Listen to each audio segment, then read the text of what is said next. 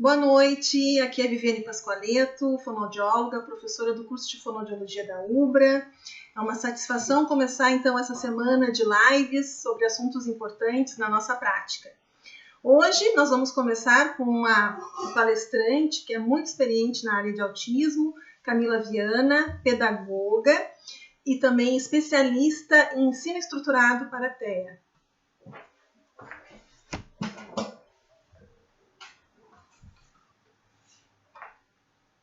Oi, pessoal, eu sou a Camila, sou pedagoga, especialista em ensino estruturado para TEA e vim conversar um pouquinho com vocês, então, sobre avaliação de habilidades fundamentais e intervenção de crianças com TEA, tá? Então, acho importante a gente começar essa conversa lembrando que são habilidades fundamentais, né? Então, se eu quero trabalhar com um sujeito, por exemplo, aquisição de leitura e escrita, eu preciso saber se esse sujeito está preparado para isso, né? Então, quais habilidades nós precisamos garantir que o nosso paciente, o nosso educando, o nosso aluno tenha antes de iniciar o ensino de algumas habilidades mais complexas. Então, a gente precisa pensar, por exemplo, em habilidades como imitação. Esse aluno imita? Esse menino tem um bom contato visual? Ele atende pedidos? Ele aponta para solicitar? Ele consegue negar? Ele consegue dizer que quer?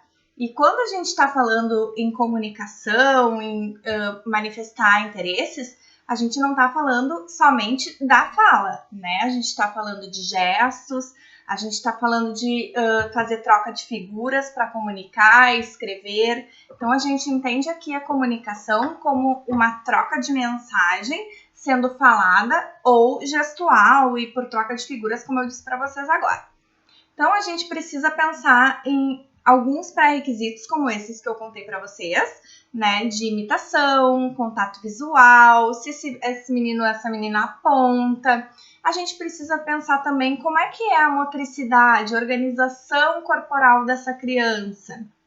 E muitas vezes a gente pensa, mas eu sou fono, eu sou pedagoga, não faz parte do meu trabalho. Mas sim, a gente precisa fazer uma avaliação de todas essas habilidades para conseguir entender quem é esse sujeito, em que etapa do desenvolvimento ele está e como que a gente vai conseguir ajudar esse sujeito. Então, além dessas questões de imitação, contato visual, motricidade, a gente precisa entender como é que é a linguagem receptiva dessa criança, se ela compreende o que é dito, como é a linguagem expressiva. Essa criança brinca? Essa criança tem um brincar funcional ou é um brincar mais estereotipado? É uma criança que propõe brincadeiras ou não? Quando ela propõe, é sempre a mesma brincadeira? Então, são aspectos bem importantes que a gente precisa avaliar.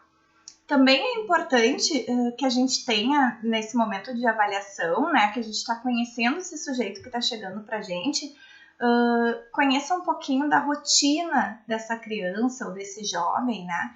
Porque muitas vezes a gente pode imaginar que há uma dificuldade ou um déficit, né? E pode ser que a rotina daquela família seja desta forma, seja uma rotina muito única, né? E a criança acabe reproduzindo em outros espaços. Então, a gente também precisa se preocupar com essa questão da rotina. Outro aspecto importante para a gente pensar quando a gente fala em avaliação é a questão do desenvolvimento cognitivo propriamente dita, né? De habilidades acadêmicas. O que ele conhece? O que ele não conhece? O que ele faz sozinho? O que ele faz com ajuda? Então, a gente vai pensar, por exemplo, reconhece números? Reconhece de forma receptiva? De forma expressiva? Se eu digo, me dá o 5, ele dá? Se eu digo, que número é esse? Ele vai dizer qual é? Quantidades. Preposições. Em cima, embaixo, ao lado, na frente. Essa criança consegue compreender e executar o que é solicitado? Então, essas são algumas habilidades que a gente avalia. E como que a gente vai avaliar? Bom, vamos pensar em uma criança em idade escolar inicial, de ensino fundamental 1 ou educação infantil. Quanto tempo a gente acha que essa criança consegue ficar em uma demanda estruturada de mesa, por exemplo? Como a gente vai saber disso? Testando, né? Então, a gente vai propor uma atividade tendo um objetivo. Então, por exemplo, eu quero testar a percepção dessa criança. Eu vou dar um quebra-cabeça de 2 partes, de 4 partes, enfim. Nesse momento que eu tô dando um quebra-cabeça com uma ideia inicial de avaliar percepção, eu também posso avaliar a linguagem receptiva, a linguagem expressiva, comportamento de estudante, senta de forma adequada, faz contato visual, tem uma boa atenção compartilhada, como é que é? Faz troca de turnos. Então, eu tô oferecendo um jogo, mas que, na verdade, vai estar testando várias habilidades.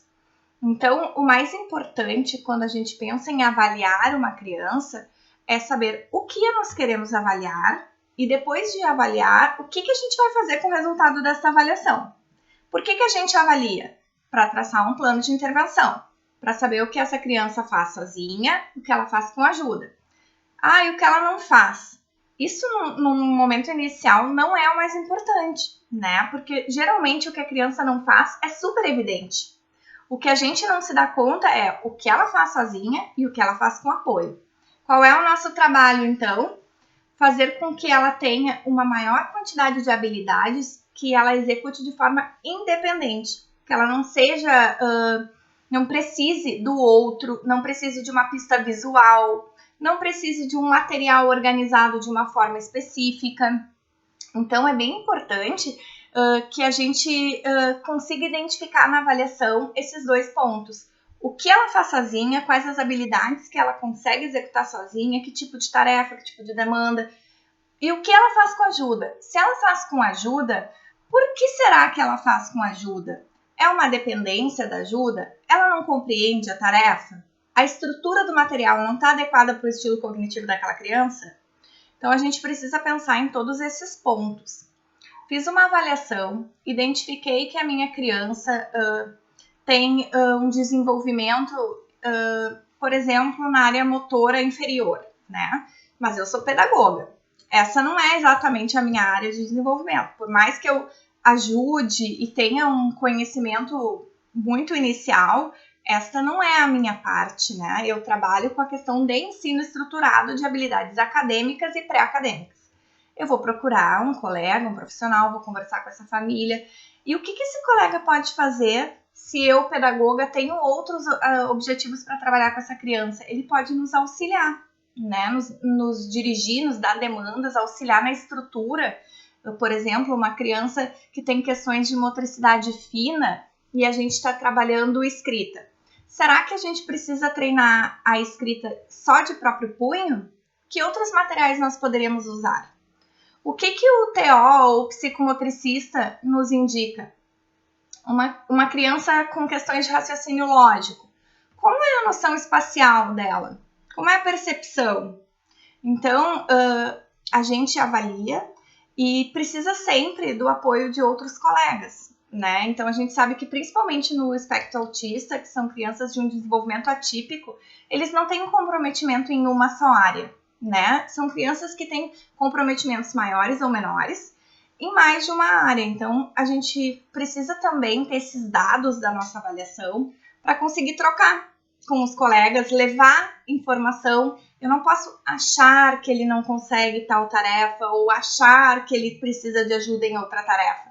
Eu preciso ter certeza, e eu só vou ter certeza disso fazendo a avaliação e mensurando o quanto ele consegue, o quanto ele precisa de ajuda. Tá? Então, fizemos a avaliação, identificamos esses pontos. O que fazemos agora? Vamos traçar o plano de intervenção.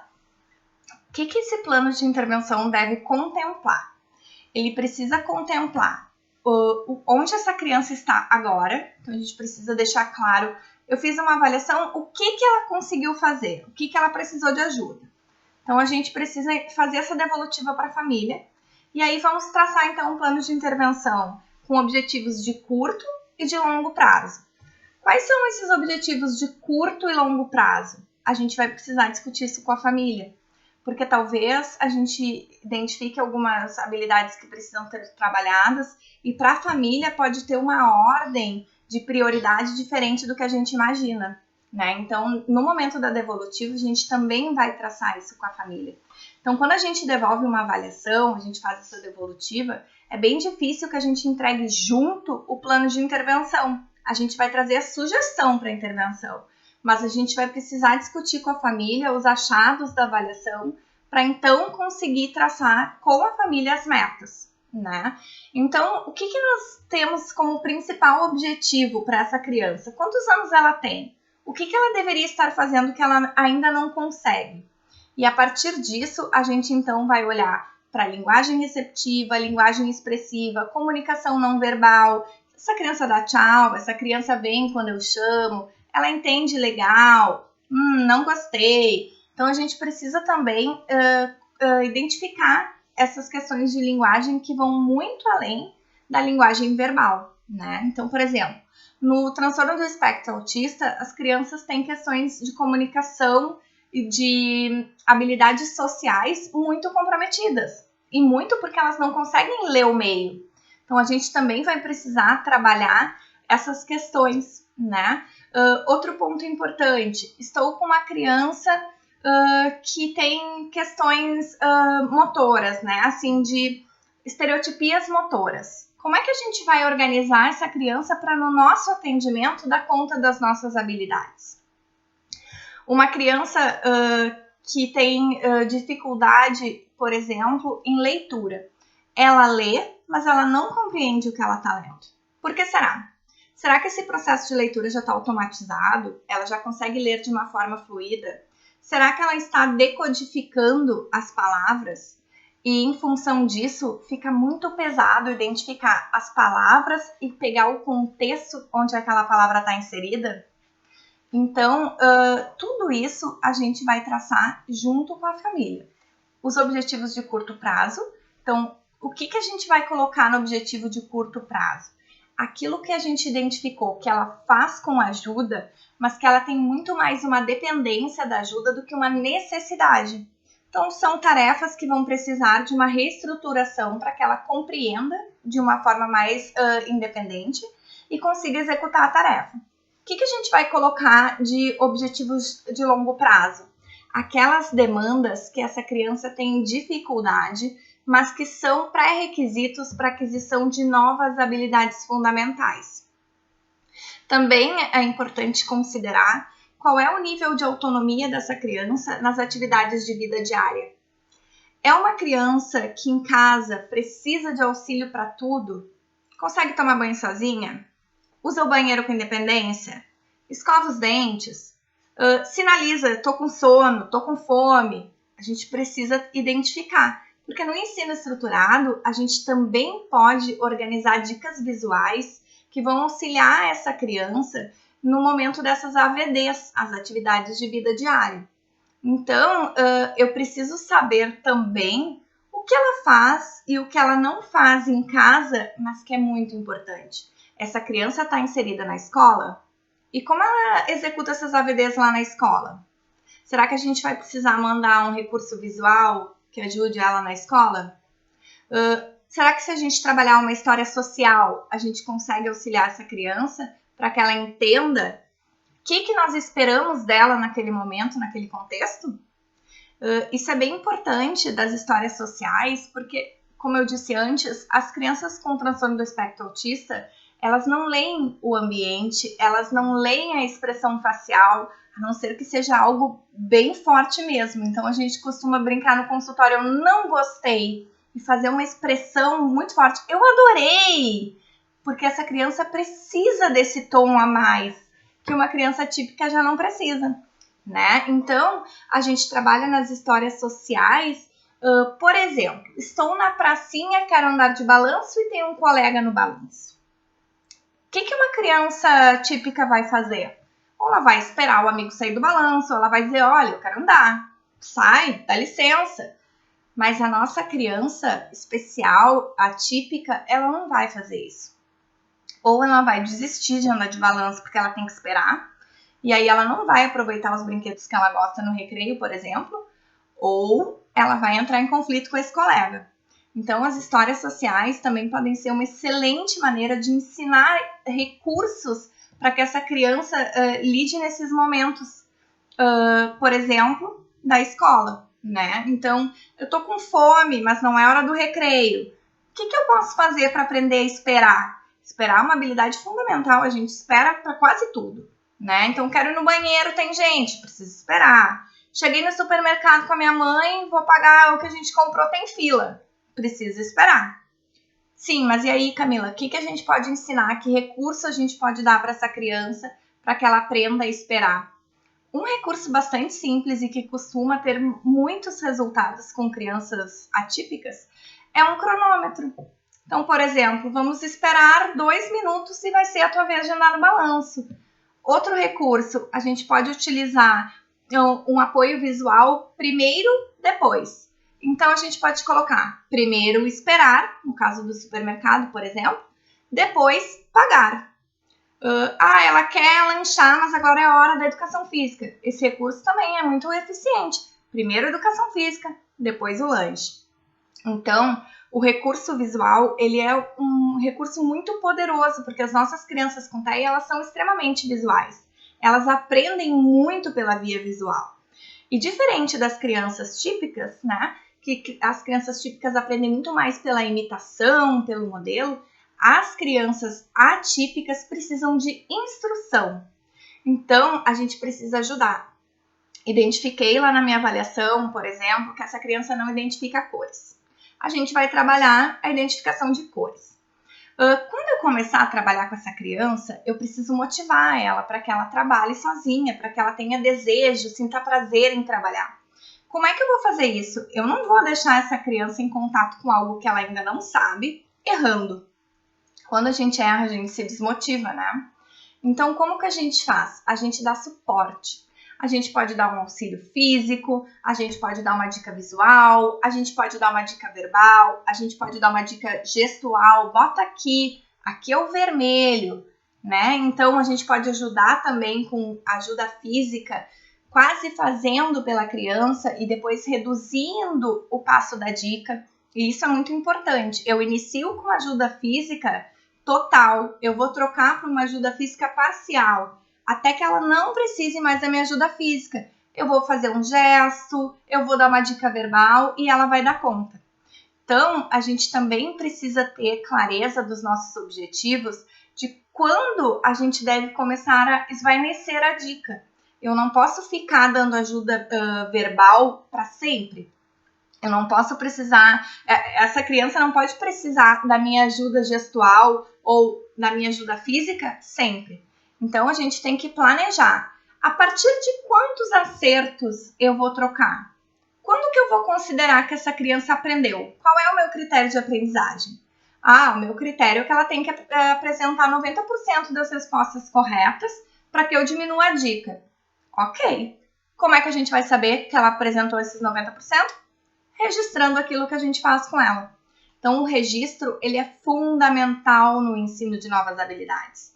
Por quê? Nós não temos só um aprendente, um estudante, um paciente. Nós temos vários. E a gente não pode confiar na nossa memória a ponto de guardar cada detalhe de cada indivíduo. Mas esse detalhe é muito importante. E a gente depende dele para fazer um bom trabalho. Então, eu sei quando essa criança está dando conta se eu registro. Como é que esse registro pode ser? Cada pessoa vai encontrar a sua maneira de registrar. Tem pessoas que filmam a sessão para depois conseguir fazer um registro escrito sobre isso. Tem pessoas que fazem uma planilha de habilidades e marcam mais e menos. Ela deu conta, ela não deu conta. O importante é que a gente tenha algum tipo de registro que nos mostre estatisticamente o quanto ela evoluiu e o quanto ela ainda precisa evoluir. Então, a gente fez a avaliação, iniciou a intervenção, fez trocas com outros profissionais, isso também é muito importante, porque a criança ela é um ser integral. Eu sou pedagoga, mas eu preciso da ajuda de uma fono, de uma TO, de um psicomotricista, de um analista do comportamento. Então, a gente não trabalha sozinho com essas crianças. né? Então, a gente precisa fazer essas trocas, porque o apoio que pode me ajudar também pode ajudar o colega e principalmente ajudar essa criança. Se eu sei que ela se beneficia desse apoio visual, por exemplo, para primeiro e depois, esse é um apoio que ela pode usar em praticamente todos os espaços sociais que ela convive, de aprendizagem que ela frequenta, né? Então, é super importante que a gente compartilhe isso, que a gente acompanhe como essa criança está se mostrando. Olha, vocês já perceberam alguma mudança em casa? Aqui tem acontecido um comportamento disruptivo X. Isso tem acontecido em outros espaços? Como é que as pessoas estão manejando? Isso também é bem importante. Quando a gente trabalha com a criança atípica, a gente precisa lembrar que quando a gente quebra um padrão de comportamento, provavelmente a gente vai ter um comportamento ainda pior, né? Então, por exemplo, uma criança que se joga no chão quando recebe uma negativa, né? Ela não consegue lidar com a frustração. Ela provavelmente faz isso há algum tempo. A gente não vai mudar de um dia para o outro, né? A gente vai principalmente precisar unificar o manejo desse momento com a família, outros terapeutas, a escola, enfim, e ter a clareza de que isso provavelmente vai aumentar a frequência quando a gente mudar a resposta que ela recebe. Todo comportamento ele é mantido por um reforçador. Então, ela se joga no chão por quê? Qual é a função desse comportamento? É atenção? É fuga de demanda? É obter algo? Ela quer ganhar um brinquedo e ela se joga no chão? Bom, identifiquei a função desse comportamento, eu vou precisar trocar o que acontece depois, a consequência. Então, quando ela se joga no chão, por exemplo, por atenção, eu não vou dar atenção para ela, não vou fazer contato visual, eu não vou ficar falando, Camila, levanta do chão, vem cá, tô te esperando, vamos brincar. Por quê? Porque ela tá conseguindo o que ela queria. Então, no momento que a gente quebra esse comportamento, ele aumenta de frequência. Mas logo em seguida, ele reduz e reduz de forma bem significativa. E isso a gente também precisa ter anotado, porque comportamentos inadequados, eles são uma barreira super importante para a aprendizagem de qualquer outra habilidade.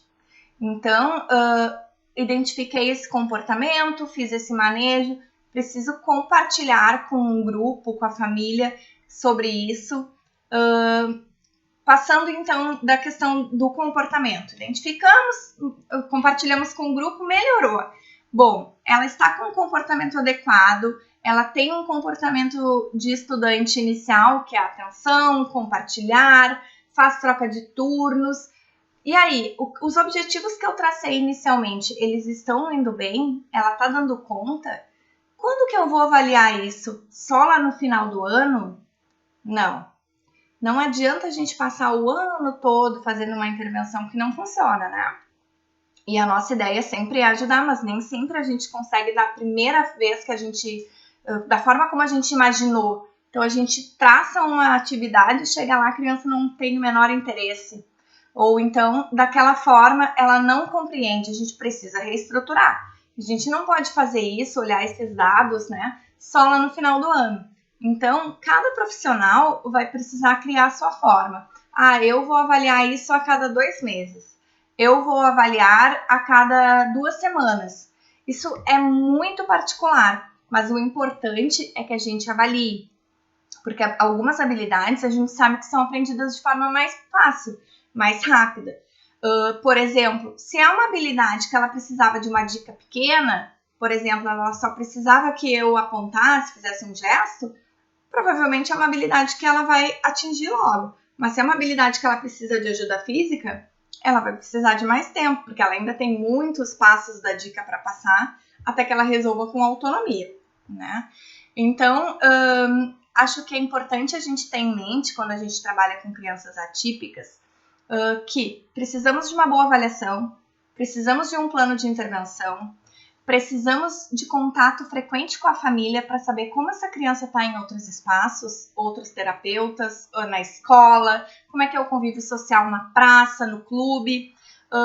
Precisamos pensar em como estruturar as demandas para essa criança. As crianças com TEA são crianças que precisam de apoio visual. E muito melhor do que um apoio verbal é o apoio visual. Por quê? Porque o apoio verbal torna essa criança dependente do outro.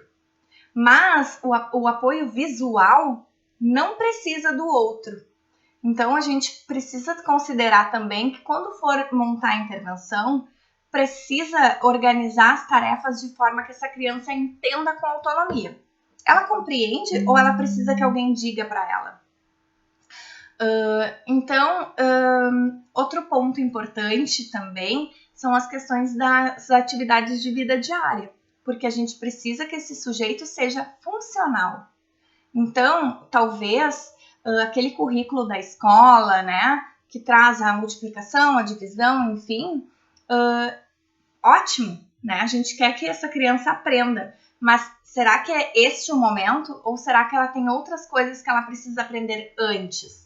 A gente também precisa pensar na funcionalidade.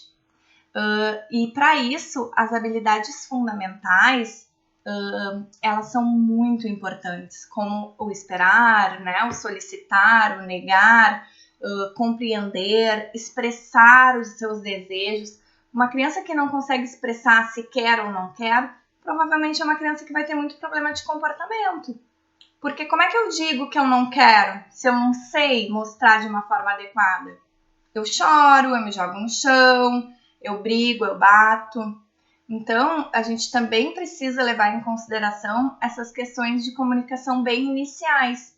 Se essa criança tem condições, por exemplo, de compreender neste momento o agora não só pelo verbal ou se ela precisa de um apoio visual. Abstrair, como neste caso, agora não. Para algumas crianças com TEA, o agora não é nunca. Ela não entende que daqui a pouco ela pode ganhar.